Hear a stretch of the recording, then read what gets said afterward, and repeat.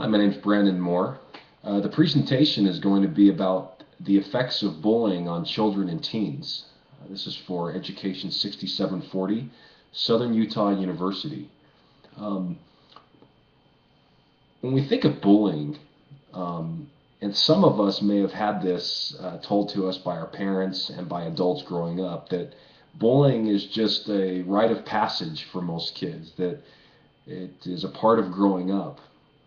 And that attitude has changed, I would say, the last 15 to 20 years. And bullying is taken a lot more serious. And there's been a lot of attention paid in the media and different schools, education districts, and agencies have paid a lot more attention to the short-term and long-term effects of bullying.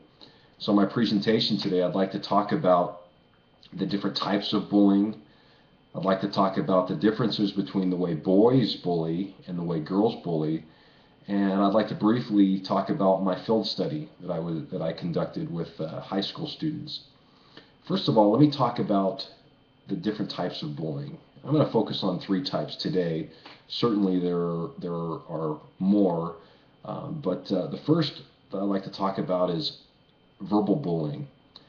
Now, verbal bullying oftentimes starts at a very young age, preschool, elementary school age, and oftentimes starts with an innocent name calling out on the recess of the playground.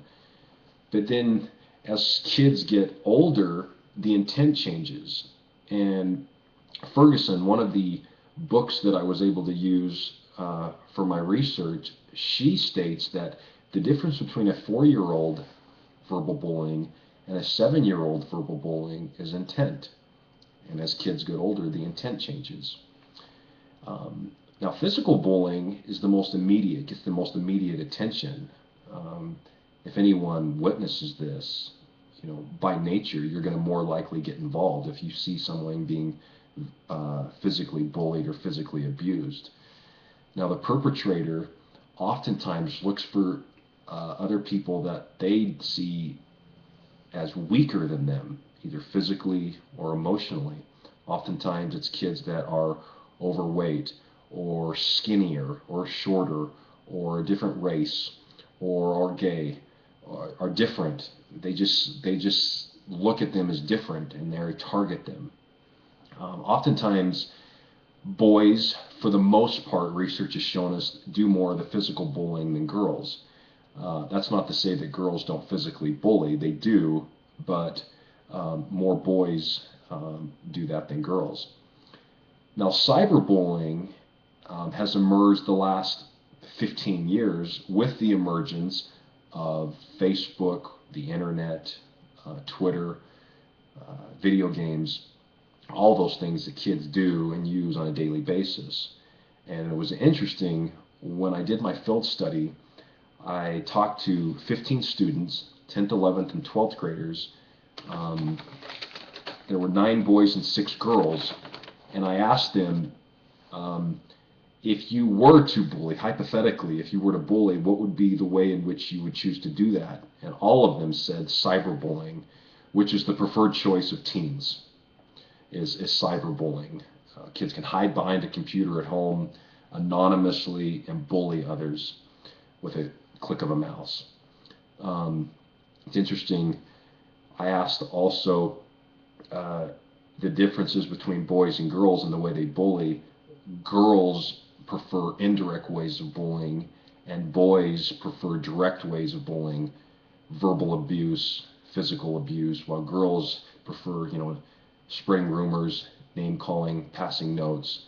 And I'm not suggesting that girls don't use direct ways. They do, but from the field study, my group suggested that girls prefer indirect ways and boys prefer direct ways.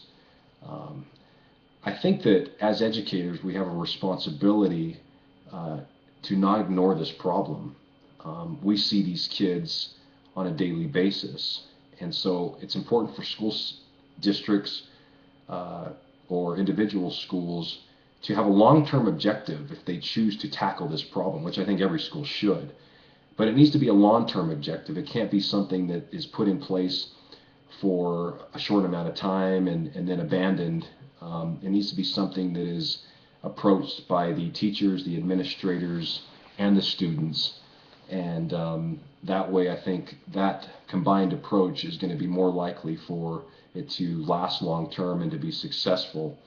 Now, there are some books that I used for my paper, and I think that if you are interested in further researching the effects of bullying, I think these are some books that are worthwhile to read. The first is The Everything Parent's Guide to Dealing with Bullies by Deborah Carpenter.